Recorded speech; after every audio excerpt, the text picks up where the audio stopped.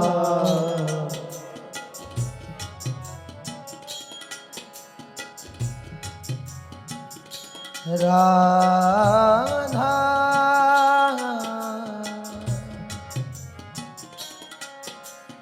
राधा राधा राधा राधा राधा राधा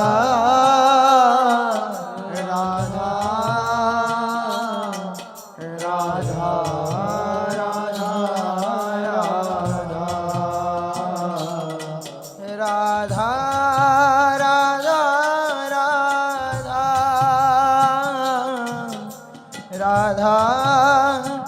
राधा राधा राधा राधा राधा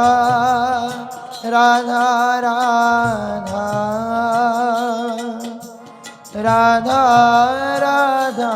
राधा राधा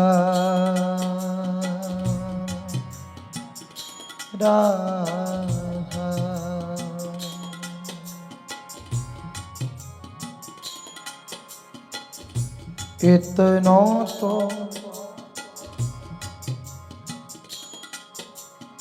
कबहू हसीने हो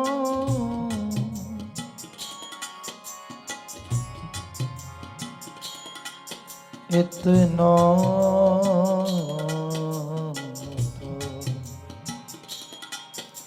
कबहू हसीने हो